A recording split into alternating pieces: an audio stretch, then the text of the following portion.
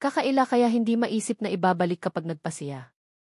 Tumawa ang ngiti sa sinuman. Tandaan ninyo na ang kapamilya. Iyan ang bahay na iyon. Hayaan ko kayo sa paglalakbay. Magkakaroon pa ng mga pangyayaring tulad nito sa aking mga kagustuhan at kagandahang loob. Si ang taong may kakayahan. Dahil sa kahangahangang at masayang panahon sa kahanga-hanga at magandang bahay na iyon at ang kanilang mga kayamanan sa iba, sinubukan niya ang lahat ng mga kwarto sa lugar na iyon. Tinawanan siya sa mga bahay-bahay sa lugar na iyon at ikinuwento sa kanilang katuwaan ang kanyang pakikipagsapalaran. Minsan kong hindi makakalimutan ng ako'y napakabata. Hayaan mo na ang lahat. Nag-iisa ako sa hardin kung kailan kayo masaya sa mga pag-aaral doon sa iba ay makinig ang pangangailangan kapag lahat ay nagpapasalamat. Alam ng puso ng tao ang katotohanan dahil sa lahat ng bagay na iyon, alam nila ang iba't ibang pagkakataon kapag nagpasiya na tumigil at pumunta sa aming paglalakbay. Alam ko na, hindi natin makakaya, sabay na paglingon sa pamilya ng katotohanan. Sa ganitong kabutihan, malaman mo na marami na ang mahuhusay na gawin ng tumira ang kanilang mga kabataang kababayan sa kahanga-hangang lugar na iyon at pagkatapos na kumuha ng bahay ang katuwaan. Masaya ang pamilya na tumuloy doon at masaya ang kanyang puso, kasama ang lahat sa kanyang lugar. Dinaluhan nila si Althea sa kanyang paglilingkod para may maging mahusay at marami sa kanilang bahay. Inalagaan siya ng iba't ibang gawin ng pamilya. Lumapit sa akin ang kahusayan ni Thien, at ibinuhos ni sa puso ang sinisikap niyang mahuli para ipagpatuloy ang katotohanan at naipalabas niya ang kahusayan ng kanyang pamilya. Siya naman na humingi pa rin ang pagbabago sa katotohanan, sa pamilya lamang nila magtitiwala at kaya't sa kanilang pagtitiwala. Nagawa ng kanilang pagsaliksik ang lahat upang sabihin ang lahat nilang kaalaman na sila ay si Tres na dapat pang pangalagaan. Tumawa silang tatlo. Sa huli si Althea na lang palagi ang kausap. Natatakot sila sapagkat si Althea ay isang malikhain at isang mananampalataya sa kung ano ang matagal na niyang gustong mangyari kasama si Thien. Palaging sinusuportahan ang sinuman na manatili, hindi ito mapapawi sa anumang sitwasyon. Sa lumapangalan at sa bawat katungkulan, sa lahat ng kahusayan. Nagpapasalamat siya sa lahat. Hindi pa rin magbabago ang lahat. Sa magandang kabataan nila. Isang araw ay magpapasya si Thien na magtungo kay Althea upang sabihin kay ang matagal nang nasa puso niya na siyang nangyayari. Sinabi niya na kayang panindigan na siya ay nananatili. Doon pa ay sinusuportahan ng iba na huwag siyang mapabayaan at huwag ilayo. Sa iba't ibang katotohanan, matagal ko nang niloloko. Ang kayamanan na nasa pagitan nilang dalawa. Sa ganito na ang karaniwan ng isang mananampalataya. Tumatawa. Hindi ko masasabing masaya kami. Sa pamilyang Althea, huwag kumuha kahit na kailanman, sinasaktan nila ang maging mga tagapaglingkod. Magagandang kayamanan na hindi mo alam ang mahahalagang gawin ng Althea. Masayang pamilya. Sinabi niya pa na nangangailangan na huwag ibigay mag-isa at sa iba. Sinabi ng gawin na may mas maikli pang maglilingkod kapag gumaling na. Tinawagan ng pamilya kung kailan nagpa siya na ikukulong si Kie. Ang mga pagkilos na sinasaliksik sa kanyang puso ay nasa kayamanan na maglilingkod kapag gumaling pa ito. Tumawa pa. Si Tres ay maaaring naiisip pa rin ay na maglilingkod ng malawak dahil sa kanyang pamilya. Na ipagpatuloy ng mundo ang sinabi na hindi kakayang ipagpatuloy. Nag-ikot, umalis at hindi na siya. Si Althea kapag nasa harapan si Thien, palaging gumagawi. Hindi sa ganito si Althea kaya ang gawin na ganoon ay nagagalit at inaaway. Sumasama ito, wala na kaya sinasabi niya sa kanilang mga sarili. Sinabi ni Althea. Kung minsan, hindi na mahalaga pa kung ano ang naputol kapag bumagsak. Tinawagan pa sila sa iba pang kayamanan. Nang mapagtanto, palaging nagsasabi sila ng lahat kapag alam nilang pinatatawad ng iba si Althea.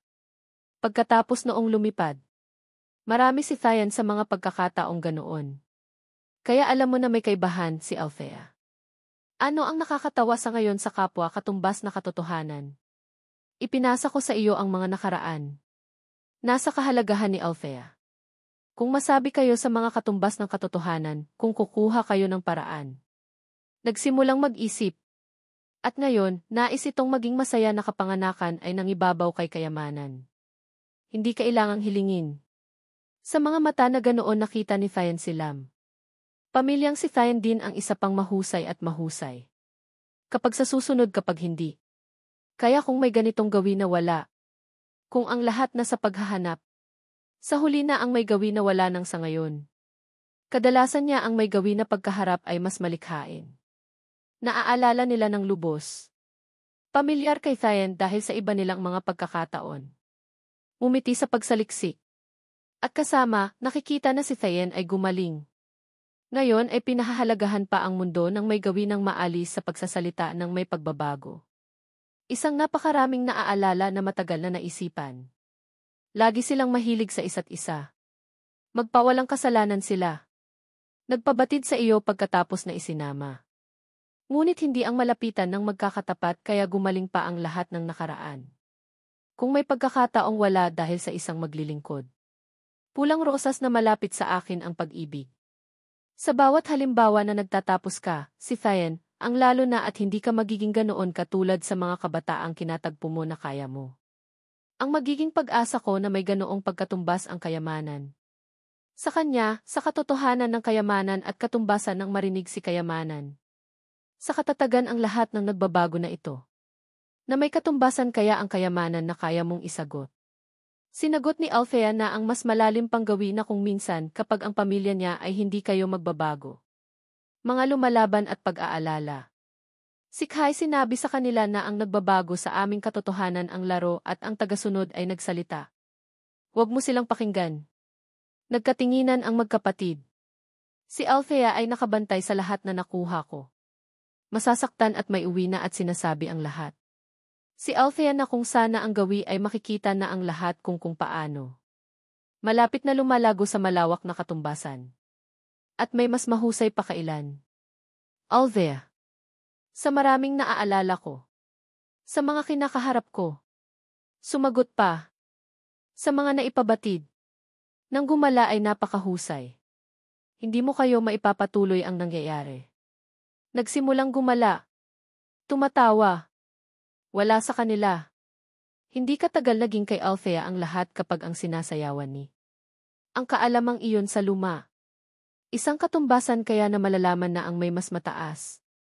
Nagkaroon pa na ng kabataan at katuwaan. Sa pagtanggap ay lalo na. Naipalabas. At nasugatan ay sa kayamanan na naipalabas. At napabuksan. Nang masabi kaya ang malapitan kaya ang lahat hindi niya sinabi noon siya. Siya ay malapitan kaysa kay Thien at sa iba kapag magkakatapat siya ng kahusayan doon sa kay Thien. Nakita kaya ang katumbasan ang naramdaman at binuksanan ng magkakatapat na kay Althea. Kailangan na nilam na maharap. Pagtagumpay kayo sa pagtanggap ng iba kapag gumaling kayo. Pinalawak ang sinuman at naipalabas na ng kayamanan na hindi kayo napalaki ng kausapin ang kalapit mo. Sa huli sa kapuspusang sa kayo. Sa pangkaraniwan may kahalagahan. Nang tumawa sa katotohan, inilipat sa kanya ang mga napapailalim. Isang maunawaing tao. Dapat sa akin na malaman sa pagganti kay Althea. Kung ako pa'y nakatalinang sa inyo ang mangyari. Ang pamilyar sa pangungusap ay maaalala. Sa kapuspusan at sa huli masaya sa kapuspusan niya. Hindi ang sa kayamanan ay isa sa isip pa ang lahat at walang napalapit at nang masabi at nangyayari, makakasama magkakatapat sa marami magkasama na kasing katumbas ng katotohanan at nagbubukas pa ng walang anuman, matitiyak na nakakaya. Inilalaan ang lahat ng katotohanan kung naging ganoong ka. Ang huli ay marami. Kung marami at maraming tao pa magdarasal sa pangyayaring tulad nooy maglilingkod at hindi kayang magtrabaho ng nag-aalinlangan. Mahaharap sa mga ganito kaya nakakaya. Kung may nangyayari wala. Hindi ba? Magbabayad sa iyo ang marami na kaya't sa kanila, ang kahalagahan, ang maglilingkod at magbubukas ng nagdarasal. Kailangan kang may abot at sabihin na matatanggal na kung hindi ka magtatrabaho ay malalantad ka kapag marami pa nagtanong. May magaganap. Sa mga pangangailangang iyon, hindi na mangyayari pa kung kaya. Karamihan na sa mahusay. Hindi kaya. Tumawa si sa iba na magtrabaho ay sa kanila pa rin maglilingkod. Hindi na nila sinunod ang kani-kanilang buhay. Malapit na matapos ang hapunan, kusang binanggit ng aking mga magulang ang kasal ni na Althea at ako. Ibinaba ni Tres ang kanyang mga chopstick at bahagyang ipinahinga ang kanyang ulo sa kanyang kamay. Magulang, medyo mahina ang katawan ko kamakailan, natatakot ako na hindi ako makakadalo sa kasal ni na Kent at Ate Althea. Gusto ko talagang makita ang kanilang kaligayahan. Paano kung ipagpaliban ang kasal? Maghintay tayo hanggang sa bumuti ang aking katawan. Sa pamilyang ito, ang kanyang mga kahilingan ay palaging tinutugunan. Bakit niya kailangang magkunwari na naghihirap? Siyempre, pumayag agad ang aking mga magulang at si Celine. Tumigil si Althea at tumingin sa akin at bahagyang nagtanong, Kent, pumapayag ka ba? Sa nakaraang buhay ko, ginamit ni Tres ang dahilan na ito upang ipagpaliban ang kasunduan sa kasal taon-taon. Hanggat hindi siya pumapayag, hindi ako pakakasalan ni Althea. Nang maisip ko ito, kinutya ko ang aking sarili. Ibinaba ko ang aking mga chopstick at sinabing pagkatapos kong kumain. Pagkatapos ay dumiretso ako sa itaas, hindi na tumitingin sa likod. Sa unang pagkakataon, naramdaman ni Althea na tila nagbago na ako. Hindi niya masabi kung saan ako nagkamali. Sa mga sumunod na araw, dahil sa ipinagpaliban ng walang katiyakan ang kasal, natural na hindi na nila kailangang magplano. Mayroon na si Althea ng mas maraming oras upang makapaglakbay kasama si Tres. Sinadya pa rin ni Tres na tawagan ang aking mga magulang at si Celine, maliban sa akin. Nagdahilan siya na kailangan kong magpahinga dahil katatapos ko lang magbigay ng dugo. Sila ay isang masaya at maayos na pamilya. Kung pupunta ako, hindi ba ako magiging tinik sa kanilang mga mata? Bakit kailangan kong mag-abala para ibahagi ang kagalakan ng paglalakbay? Sa tuwing pumupunta si Tres sa isang lugar, nagpapadala siya sa akin ng mga litrato. Sa larawan, ang tanawin ay maganda. Nakatayo siya sa gitna, nakangiti at tumatanggap ng paggalang mula sa mga nasa paligid niya. Kent, nakakalungkot na hindi ka makapunta. Napakaganda ng tanawin dito. Sabi ni nanay at tatay, kung gusto ko ang lugar na ito, bibili sila ng bahay dito. Kung may oras ako, maaari akong tumira doon. Sabi ni Ate Althea, saan ko man gusto pumunta sa hinaharap, sasama siya sa akin. Binigyan din ako ni Ate Althea ng isang malaking regalo dito. Gusto mo bang malaman kung ano ito? Binura ko ang bawat larawan na ipinadala niya at pagkatapos ay pinatay ang telepono at nagsimulang mag-impact. Kailangan ko lang magtiis ng kaunting oras at ganap na akong makalaya. Sa sandaling iyon, biglang may narinig akong kaluskos sa ibaba. Tumigil ang aking mga kilos. Bigla kong naalala ang ilang larawan. Naalala ko na sa nakaraang buhay ko, sa pagkakataong ito rin, may nakapasok na masamang tao sa bahay at hindi lamang ninakaw ang mga mamahaling alahas sa bahay, kundi sinira rin ang lahat ng aking mga painting. Agad akong nag-alala. Ang pera ay materyal na bagay, ngunit ang aking mga gawa ay dugo at luha. Nang maisip ko iyon, dali-dali kong inimpake ang aking mga gawa at pagkatapos ay tumawag sa pulis at tahimik na nagtago sa likod ng pinto na may hawak na kutsilyo. Salamat sa kalamangan ng pagkakaroon nito dati, sa pagkakataong ito ay sa wakas ay tinulungan ko ang pulisya na mahuli ang masamang tao, ngunit ang pagkakaiba sa pagitan namin at ng masamang tao ay masyadong malaki. Kahit na alam ko na ang aking susunod na hakbang, hindi ko pa rin malalabanan ang lakas ng kabilang partido. Sa pagkakataong ito, hindi lamang ako nasugatan sa ilang lugar, nahulog din ako mula sa hagdanan na puno ng dugo ang aking mukha. Nang nagmamadaling bumalik ang aking pamilya at si Althea, nakita lamang nila ang pag-alis ng sasakyan ng pulisya at ako ay nakaupo ng malungkot sa sofa, napapalibutan ng kaguluhan. Nagulat ang aking mga magulang at ang kanilang mga boses ay medyo nag-utal. Ikaw nahuli mo siya ng mag-isa? Bakit hindi ka tumawag sa amin? Ang mga magnanakaw na ito ay malupit. Ayaw mo na ba ng iyong buhay?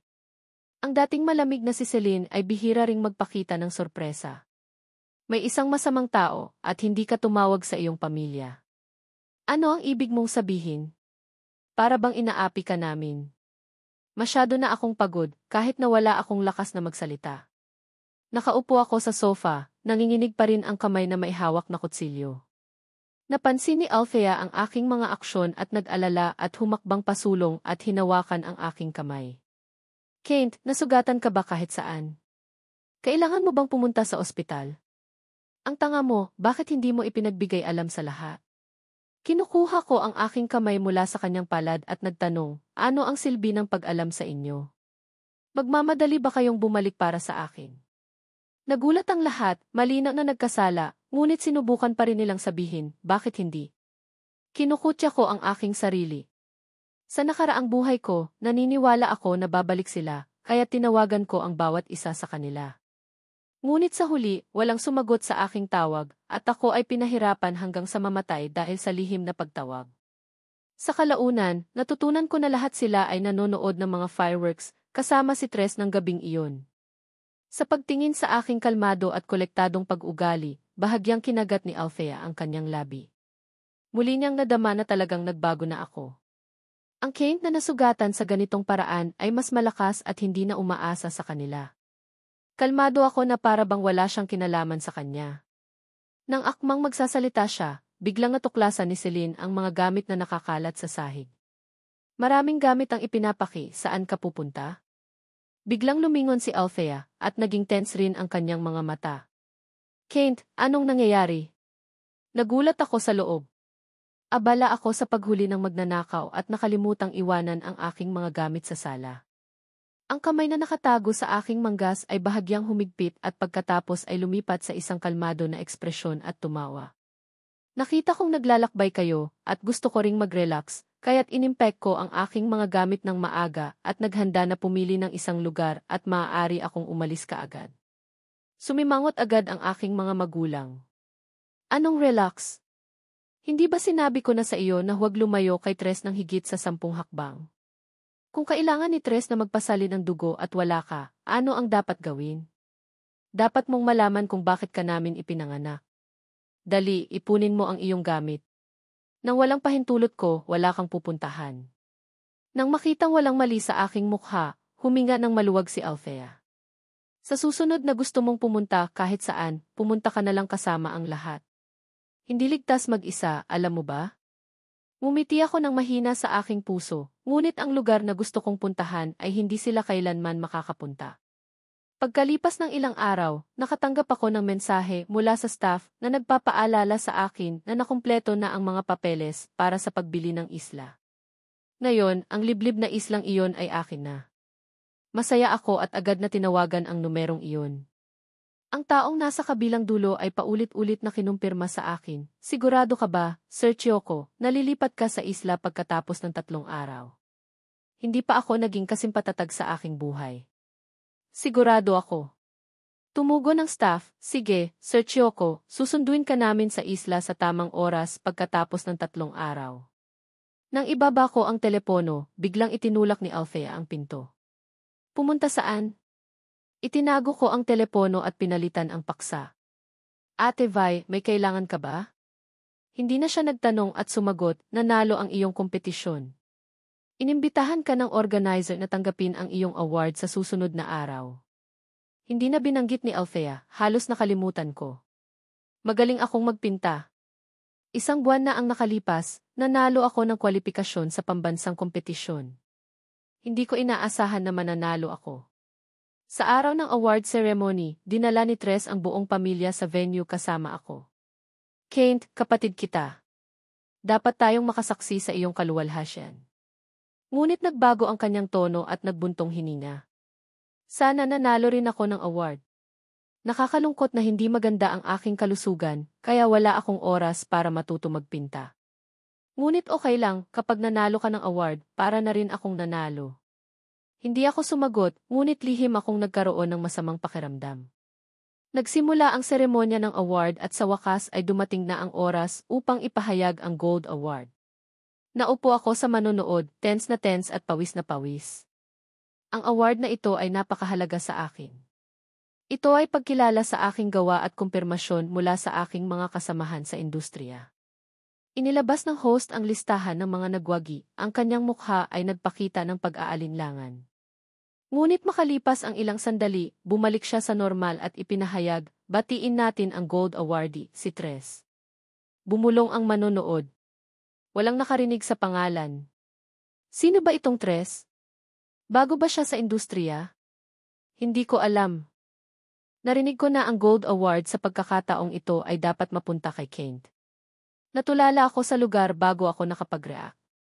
Akmang tatayo ako at kakausapin ang organizer nang hilahin ako ni Celine. Tama na, Kinontak ko ang organizer at pinalitan ang tao. 1 oras ang nakalipas para papuntahin si Tres sa entablado. Gusto ni Tres ang pakiramdam ng karangalan. Sa hinaharap, ilalathala mo ang lahat ng iyong trabaho sa pangalan ni Tres. Hindi ako makapaniwala. Lumingon ako.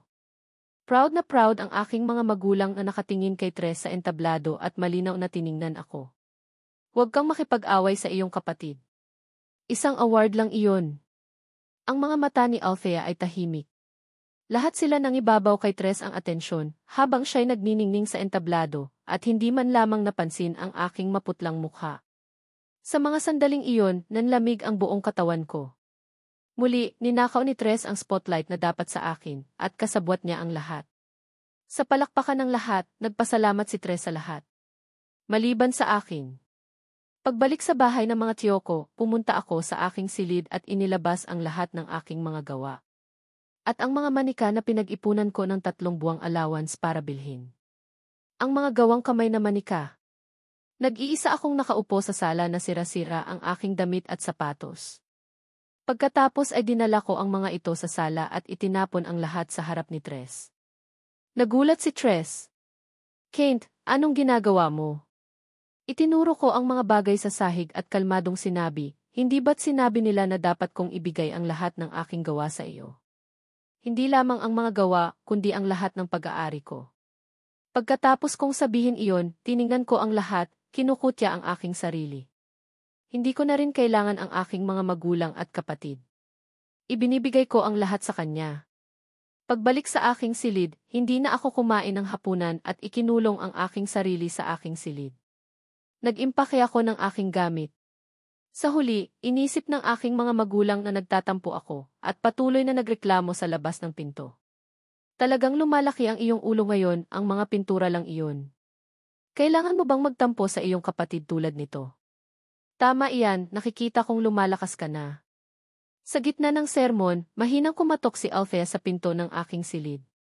Kent, huwag ka nang magtampo. Hindi ka ba kakain?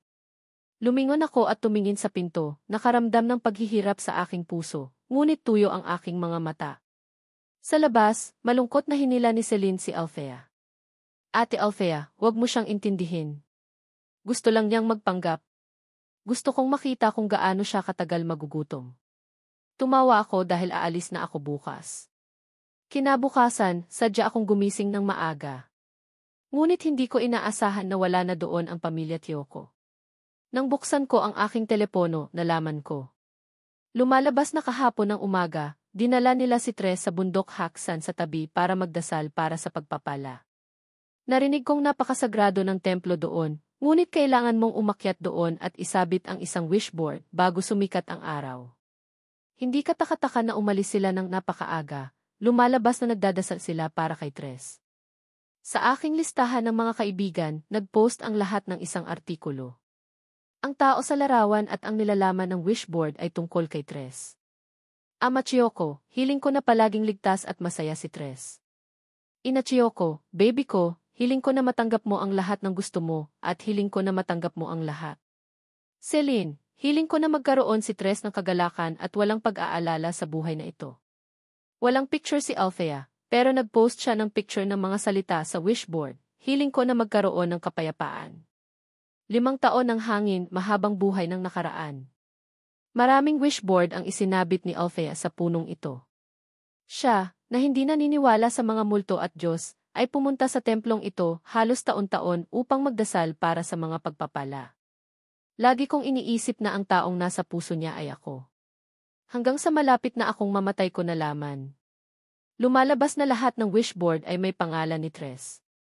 Lumalabas na ako ay nagbigay kahulugan sa aking sarili sa loob ng maraming taon. Isa itong kalokohan. Sa kabutihang palad, binigyan ako ng Diyos ng pagkakataong magsimula at ganap na akong gising at hindi ulitin ang nakaraan. Tumunog ang telepono ko, isang mensahe. Sir Chiyoko, maligayang pagdating sa isla. Mangyaring pumunta ka agad sa airport. Magkakaroon kami ng staff na susundo sa iyo. Hiling namin na araw-araw na ginugugol mo sa isla ay maging matagumpay, maayos at walang alalahanin. Umiti ako at isinara ang telepono at pagkatapos ay inilagay ang divorce paper na matagal ko nang inihanda. Sa mesa bago ako umalis, naisip ko ang isang bagay at tumigil. Inalis ko ang kwintas sa aking lid. Ito ang pamana na ibinigay sa akin ni Althea pagkatapos kong matagumpay na umamin sa kanya. Sinabi niya na ang taong nagsusuot ng kwintas na ito ang magiging asawa niya, ang magiging lalaki ng pamilya niya. Ngunit ngayon, hindi ko na gustong maging lalaking iyon. Inilagay ko ang pamana sa divorce paper, hinila ang bagahe ko, at itinulak ang pinto. Sa sandaling ito, biglang tumunog ang telepono ko. Tumigil ako at kinuha pa rin ang telepono. Ipinakita ng screen ang higit sa 100 missed calls. Sunod-sunod mula sa aking mga magulang, Celine at Althea. Binuksan ko ang group chat. Agad na lumabas ang hindi mabilang na message na nagtatag sa akin. Kent, nadulas si Tres at nahulog sa bundok at nawala ng maraming dugo. Pumunta ka kaagad sa ospital at magbigay ng dugo. Pumunta ka sa ospital sa loob ng kalahating oras. Kung may mangyari kay Tres, mananagot ka sa akin. Tumigil ako sa isang sandali at pagkatapos ay walang ekspresyon na pinindot ang i-leave group chat at binlock ang lahat. Mula ngayon, hindi na ako blood bag ni Tres, hindi na ako pangalawang anak ng aking mga magulang, hindi na ako kapatid ni Celine, at hindi na ako fiance ni Althea. Ako si Kent at si Kent lamang. Lumingon ako at tiningnan sa huling pagkakataon ang lugar na tinitirahan ko sa loob ng higit sa 20 taon. At pagkatapos ay hinila ang bagahe ko nang hindi na tumitingin sa likod at sumakay sa kotse na susundo sa akin. Umalis ang kotse at sa lupa ay iniwan lamang ang isang nabaling SIM card. Sa ospital, nakahiga si Tres sa kama na ang mukha ay kasing puti ng papel, walang dugo ang kanyang mga labi, nakapikit ang kanyang mga mata at nakakunot ang kanyang kilay na para bang nalulubog sa walang katapusang sakit. Ang kanyang mga magulang sa tabi niya ay naglalakad pabalik-balik ng may pag-aalala. Si Celine naman ay patuloy na tumatawag, sinusubukang kontakin ako, ngunit ang malamig na boses ay palaging nagmumula sa kabilang dulo ng linya, ang numerong tinatawagan mo ay nakalock. Nakatayo si Althea sa tabi, ang kanyang mga mata ay nagpakita ng isang pahiwatig ng kadiliman. Inilabas niya ang kanyang telepono at tumawag, nagsasabi ng maikling, humanap ka ng isang taong may negative na dugo para sa akin at dalhin ka agad sa ospital, anuman ang mangyari. Pagkatapos niyang sabihin iyon, ibinaba niya ang telepono at tumalikod at pumunta sa kama ni Tres, na puno ng pag-aalala at pagmamadali. Pagkatapos ng proseso ng pagsasali ng dugo, ang kompleksyon ni Tres ay unti-unting bumuti. Huminga ng maluwag ang aking mga magulang at si Celine. Tiningnan ni Althea si Tres na puno pa rin ang pag-aalala sa kanyang mga mata. Sinabi niya, magpahinga ka ng mabuti, Tres. Babalik ako at titingnan kung ano ang ginagawa ni Kane. Nagmadaling bumalik si Althea sa bahay. Pagpasok niya sa pinto, nakaramdam na siya ng kakaibang katahimikan. Nagpunta siya sa sala at nakita ang divorce agreement at family heirloom sa mesa. Namutla kaagad ang kanyang kompleksyon. Kinuha niya ang agreement at nakita ang aking pirma rito. Hindi niya napigilang manginig. Pagkatapos ay bumalik din ang aking mga magulang at si Celine. Nang makita nila ang mga gamit sa mesa, natulala silang lahat. Ang aking ina ang unang nag-react. Kinuha niya ang agreement at pinunit ito. Sumigaw siya, bastardo ito. Paano siya nangahas gawin ito? Naging napakahirap din ang mukha ng aking ama, na sinasabing siguradong nagtatampo ako at gustong maghiwalay sa pamilya Kyoko at putulin ang kasal sa pamilya nila. Isa lamang maliit na bata. Sinabi rin ni Celine ng malamig, tama iyan, tiyak na sinusubukan niya ang aming atensyon. Sa tingin ko kailangan namin siyang bigyan ng leksyon. Huwag natin siyang intindihin. Dapat pa rin tayong pumunta sa ospital para tingnan si Tres. Palagi tayong nakakagambala. Lalo na nang masaktan si Tres. Siguradong hindi ko siya patatawarin. Pagkatapos niyang sabihin iyon, isinara ng pamilya Kyoko ang pinto at umalis. Si Althea lang ang mahigpit na nakahawak sa family heirloom sa kanyang kamay na mayroong madilim na kutob sa kanyang puso. Talaga bang sadya siyang nagtatampo? Pagbabalik niya ba, magpapakasal pa ba kami? Siya ay magiging. Hindi pa kami nagpapakasal. Iniisip niya na mahal ko siya ng labis na babalik ako. Paulit-ulit na sinabi sa sarili. Pagkatapos ay inilagay niya ang kwintas sa kanyang puso, mabilis na umalis sa pinto. Ang pamilya Kyoko at si Althea ay nagmadaling bumalik sa ospital nang may pag-aalala, patungo sa silid ni Tres. Pagdating nila sa pinto, narinig nila ang boses ni Tres mula sa loob, tila may kausap sa telepono. Sa pagkakataong ito, ang pagpapanggap na mahulog mula sa bundok ay talagang nagpapagod sa akin. Upang umalis siya, talagang nagsikap ako ng labis. Sa mga nakaraang taon, hindi ako nahimatay kung hindi ay nahulog sa hagdanan. Noong nakaraan pa nga, sadya kong pinagkamalang gasolina ang preno. Magagawa pa rin niyang tiisin at huwag sumuko. Ngunit sa kabutihang palad, natapos na ang lahat. Naalis ko na siya. Sa huli, walang makikipagkumpetensya sa akin. Hindi ko na kailangang magpanggap na mahina. Sa pagkarinig ng mga salitang ito, tumayo ang lahat. Nagulat. Paanong magagawa ito ni Tres? Lagi nilang iniisip na siya ay mahina at walang muwang, ngunit hindi nila inaasahan na lahat ito ay kanyang pakana. Nagmamadaling pumasok sa silid sina Amachioco at Celine, ang kanilang mga mukha ay maputla. Nang makita sila ni Tres, agad na namutla ang kanyang mukha at nahulog ang telepono sa sahig ng malakas. Tres, bakit mo ginawa iyon? Nanginginig ang boses ni Inatioco, ang kanyang mga mata ay puno ng pagdududa. Nagmadaling tumakbo si Tres para hawakan sila. Inay, tatay, mali ako. Natatakot lang akong mawala ang pagmamahal ninyo. Orihinal, isa lang akong anak, si sister. Ngunit ipinanganak mo si Kent. Natatakot lang akong agawin niya ang pagmamahal ninyo sa akin. Sa pagkarinig ng mga salitang ito, hindi makatwiran si Amachioco. Siya ay ipinanganak para sa iyo, paano namin siya maaaring tratuhin ng mas mabuti kaysa sa iyo? Sa nakalipas na mga taon, hindi ba nabawasan ang pagmamahal namin sa iyo? Hindi mo ba nakikita iyon? Bakit sadya kang gumawa ng mga ganitong kalokohan? Hindi rin makayanan ni Celine ang kanyang galit. Noong nakaraang aksidente sa kotse, akala ko talaga na hindi sinasadya. Nadurog siya, tapos sasabihin mo sa akin na sadya mo iyon ginawa? Tres, binigo mo ako. Nang makitang nagagalit ang kanyang mga magulang at kapatid, agad na bumuti si Tres at hinawakan ang kanilang mga manggas, labis na nalulumbay na sinasabi, hindi ko sinasadya. Ito na ang huli.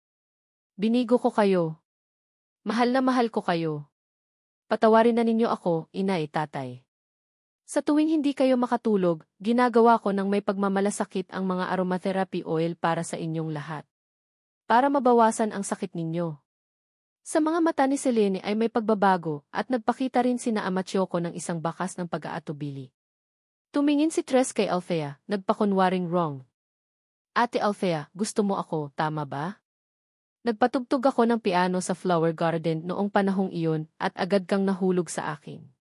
Ipinanganak lang siya para bigyan ako ng dugo. Alam kong mali na pinayagan ko siyang magbigay ng dugo ng maraming beses, ngunit talagang hindi ko kayang tiisin na agawin niya ang inyong pagmamahal. Sumimangot si Althea na puno ng komplikado sa loob niya. Lagi niyang iniisip na si Tres ay isang mabait at simpleng bata, ngunit hindi niya inaasahan na ganito siya karunong magplano.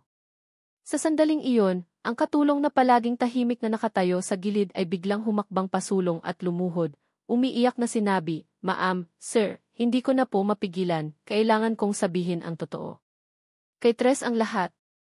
Ang katulong ay sumigaw ng malakas, "Ma'am, sir, sa tuwing hindi kayo makatulog, ang mga aromatherapy oil ay personal na ginawa ni Kent para sa inyong lahat." Inaangkin lang iyon ni Tres sa sarili niya. Nang may lindol noong taong iyon, si Celine ang isinakay ni Kent sa likod niya sa labas ng mga guho nang hindi nag-aalala para sa kanyang sariling kaligtasan. Ulit muli kayo sa harapan ni Althea, na humantong kay Althea upang mailigaw niya. Ang mga salita ng katulong ay parang bomba na sumabog sa silid. Nakatayo sa lugar ang pamilya Tioco at si Althea, na puno ng pagkabigla at pagsisisi. Hindi nila inaasahan na ang katotohanan ay magiging mapait. Nagulat na tiningnan ni Tres ang katulong, umiiyak na sinabi, "Anong kalokohan ang sinasabi mo? Malinaw na ginawa ko ang mga credit na iyon." "Wala ako. Hindi ko sinasabi, malinaw sa iyong puso na mula ng bata si Kent, hindi siya nakatanggap ng pagmamahal mula sa kanyang mga magulang, hindi siya mahal ng kanyang kapatid, at hindi man lamang talaga siya minahal ng kanyang fiance. Ngunit paano tinrato ni Kent ang lahat? Lihim na nakita naming lahat ng mga tagapaglingkod. Minsan tinanong ko siya kung bakit hindi niya sinabi ang totoo. Sabi niya kung totoo walang maniniwala sa akin. Sa paano man, ang lahat ay mahal si Tres at walang nagmamahal sa akin. Sabi niya minsan na talaga bang gusto niyang maging sa mundong ito. Isang pangungusap ang halos ikinabagsak ng pamilya Kyoko at ni Althea. Hindi na makapagpatuloy si Tres. Tumalon siya at itinuro ang katulong, sinisisi ang matandang babae, at nangangahas na baluktutin ang katotohanan. Siguradong tumanggap siya ng pera mula sa kanya, kaya siya nagsinungaling dito. Ngumiti ng mapait ang katulong at kalmadong sinabi, ang buwan ng allowance ni Tres ay ₱1,000,000, habang si Kent ay ₱600 lang bawat buwan, saan siya makakakuha ng pera para suhulan ako.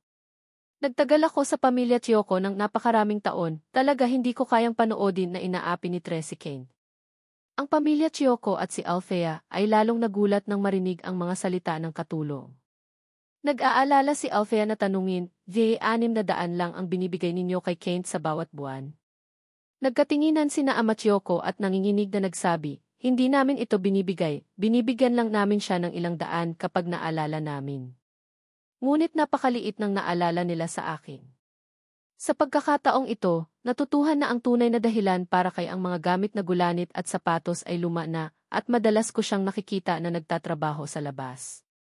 Noong panahong iyon, ano ang ginagawa ko? Sinasabi sa kanya na siya ang pangalawang anak ng 2 pamilya, pero tumatakbo siya sa labas para gumawa ng mga trabaho. Nandoon ang mga gamit ko sa lalamunan ay hindi makahinga. Nang marinig niya iyon, si Althea ay kumikinig. Si ang katulong sa kanyang puso. Kahapon si Kent, ngunit ang kanyang mga mata ay pula. Sa pag-iisip tungkol dito ngayon, hindi siya binibigyan, at dahil sa kung may pagkakataon akong tumulong kaya wala rin akong pagkakataong makipag-ugnayan sa normal na trabaho. Bigla akong nawala ng boses ng ang dibdib ng kanyang gulo. Sa puntong ito, kung ano ang tunay na mga emosyon at hindi nila si Althea ay nagsisisi.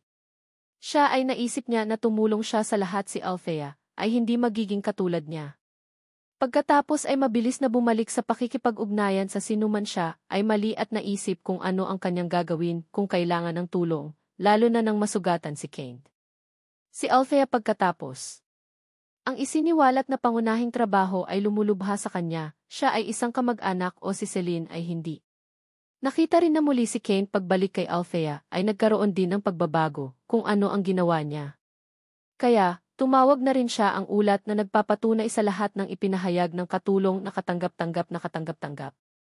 Ang pamilya Kyoko ng mga pagsisi kung ano ang napakagandang pagmamahal na ibinibigay ng lahat at hindi maikukumpara si Kent. Pagkatapos magawa, hindi talaga sila naipaalala at naging kaibigan si Althea, ang nagpapatunay sa lahat ng ipinahayag ng katulong.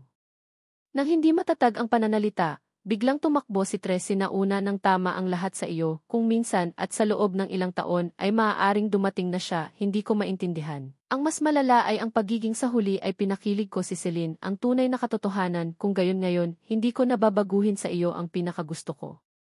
Bago siya ginawa, siya ay tumawag at umalis na kaibigan at ang katulong at binago ang ilang mga pamilya kung minsan ay ginagawa ni Althea ang dapat niyang malaman ang kailangan niyang mamatay at masisi ito kapag ang mga pangako at naibigay at nangyayari ang ganoong mga pangyayari ng buong kapurihan. Ang ingay ng kanyang pagtawa sa silid ay nagdulot ng pangingilabot. Tiningnan siya ng pamilya Kyoko at ni Althea nang may pandidiri na parang siya ay isang demonyo mula sa impyerno. Tres, magbabayad ka sa mga ginawa mo, malamig na sabi ni Althea. Hindi nag-abala si Tres. Ano ang magagawa ninyo sa akin? Ako ang pinakamatandang anak ng pamilya Kyoko. Nangahas ba kayong galawin ako? Sa puntong ito, tumayo si Ama Kyoko. Mula ngayon, hindi ka na anak ng pamilya Kyoko. Putol na ang relasyon natin, sabi ni Ama Kyoko. Nanlaki ang mga mata ni Tres.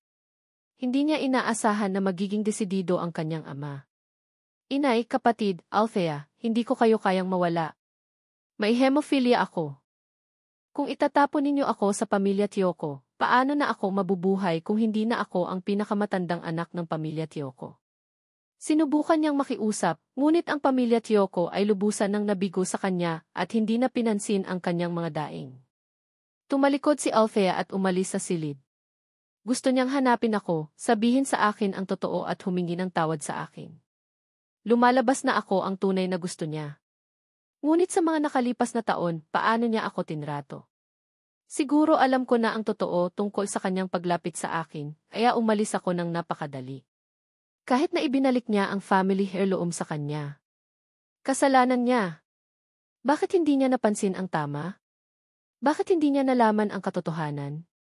May isang hakbang na lang siya at mapapakasalan na niya ang lalaking mahal niya. Sa anumang sitwasyon, hindi niya ako kayang mawala. Nang malaman niyang hindi matawagan ang aking telepono, ginamit ni Althea ang lahat ng kanyang koneksyon, binaligtad ang buong lungsod, ngunit wala pa ring balita tungkol sa akin. Puno ng pagkapagod at pag-aalala ang kanyang mga mata. Sa tuwing may paghahanap na walang resulta, parang may kutsilyong tumutusok sa kanyang puso. Ang aking mga magulang at si Celine ay nag-aalala rin na parang nasusunog. Nananatili sila sa tabi ng telepono araw at gabi, umaasang makatanggap ng balita tungkol sa akin. Si Nanay Kyoko ay umiiyak buong araw. Patuloy niyang sinisisi ang sarili. Lahat ay kasalanan namin. Pinalayas namin si Kent. Kung mas maaga pa sana naming natuklasan ang sabuatan ni Tres, kung mas maaga pa sana naming tinrato ng mabuti si Kent, hindi sana kami iniwan ng bata. Puno rin ng pagsisisi ang mukha ni Ama Kyoko. Ang kanyang likod ay tila nabaluktot pagkatapos ng isang gabi. Wala na ang kanyang dating pagka-elegante. Siya ay isang matandang lalaking nag-aalala tungkol sa kanyang anak. Si Celine ay parang langaw na walang ulo, nagtatanong sa paligid. Saan man siya magpunta, tinatanong niya kung may nakakita sa akin, ngunit palagi siyang tumatanggap ng mga nagbibigay disappoint na mga sagot. Sa paglipas ng panahon, ang pag-aalala ng lahat ay lumala, halos napunta sa kawalan ng pag-asa. Sinimulang palawakin ni Althea ang saklaw ng kanyang paghahanap. Kung hindi siya makita sa lungsod, hahanapin niya siya sa buong bansa. Kung hindi siya makita sa buong bansa, hahanapin niya siya sa buong mundo. Ipinaskil ng aking mga magulang ang aking mga larawan sa bawat sulok, umaasang may isang mabait na magbibigay ng mga pahiwatig. Nag-post din si Celine ng hindi mabilang na mga artikulo para sa paghahanap sa akin sa internet na naglalarawan ng aking mga katangian at ang sitwasyon ng aking pagkawala ng detalyado, ngunit nanatili pa rin itong malaking palaisipan. Isang araw, tumawag ang pribadong investigador na nagsasabing tila nakakita siya ng isang lalaki na kamukha ko sa isang liblib na bayan. Agad na nagmaneho si Althea at sa daan, mabilis na tumibok ang kanyang puso.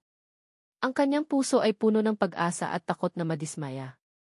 Nang dumating siya sa bayan, hinanap niya ang address na ibinigay ng investigador, natuklasan niya na isa lamang itong hindi pagkakaunawaan. Ang lalaki ay may katulad lamang na likod sa akin. Nang lumingon siya, agad na bumagsak ang puso ni Althea. Pagbalik sa bahay, nang makita ng aking pamilya ang kanyang mapag-disappoint na ekspresyon, naglaho rin ang kanilang huling pag-asa. Bumagsak si Nanay Kyoko sa lupa at umiyak ng malakas. Tahimik na umupo si Ama Kyoko sa tabi at tinakpan ang kanyang mukha gamit ang kanyang dalawang kamay at umiyak. Galit na sinuntok ni Celine ang sofa at sumigaw kay Kent. Nasaan ka? Bakit mo kami pinarurusahan tulad nito? Sa sandaling halos sumuko na ang lahat, biglang naalala ni Althea na sinabi ko dati na ang pinakamalaking pangarap ko ay pumunta sa isang lugar na hindi nakakonekta sa mundo at malayang magpinta at mamuhay ng isang mapayapang buhay. Isang ideya ang pumasok sa kanyang isip. Pupunta kaya ako sa isang malayong isla? Agad na nabuhayan muli si Althea. Sinimulan niyang imbestigahan ang mga liblib na isla. Pagkatapos ng napakahirap na paghahanap, sa wakas ay natuklasan niya ang ilang pahiwatig sa isang liblib na isla. Dinala niya ang aking pamilya sa islang iyon nang walang tigil. Nang makatapak sila sa isla, nakita nila ang maganda at mapayapang tanawin, at ang kanilang mga puso ay napuno ng pag-asa. Hinanap nila ang aking figura sa lahat ng dako. Ang tibok ng puso ni Althea ay umalinggaw sa kanyang tainga, at ang kanyang palad ay puno ng pawis. Sa wakas, sa ilalim ng puno ng niyog, nakakita sila ng pamilyar na likod. Ang likod na iyon ay taimtim na nagpipinta, na parang hindi na mahalaga sa akin ang lahat ng nasa paligid ko. Dahan-dahang humakbang si Althea at ginulo ang boses sa tawag na Kent. Bahagyang tumigas ang aking katawan. Dahan-dahan akong lumingon at nakita ang aking pamilya at si Althea sa harap ko. Sa aking mga mata ay nagpakita ng isang bakas ng sorpresa, ngunit mabilis akong bumalik sa kalmado. Paano kayo nakarating dito? Napakagaan ng aking boses, ngunit napakalinaw sa tahimik na islang ito. Hindi na nakayanan ni Inay Kyoko. Sumugod siya pasulong at mahigpit akong niyakap, umiiyak na nagsasabi, Kent, patawarin mo ako. Mali ako. Nahirapan kaming hanapin ka. Humakbang din sina Ama Chiyoko at Celine pasulong, ang kanilang mga mata ay puno ng pagsisisi at paggalaw. Nakatayo si Althea sa isang tabi at tahimik akong pinagmamasdan. Sa kanyang puso ay mayroong libu-libong mga salitang gustong sabihin, ngunit hindi niya alam kung saan magsisimula. Alam niya na ang kanilang mga pagkakamali ang nagdulot sa akin ng labis na sakit. Natatakot siya na ang kanyang paglapit muli ay makakasakit sa akin. Sumimangot ako, hindi ko maintindihan kung bakit biglang nagbago ang mga taong ito. Malamig kong itinulak ang taong nasa harap ko at sinabi, mayroon ba kayong maling tao? Pakitingnan ng mabuti. Ako si Kent, hindi si Tres na mahal ninyo.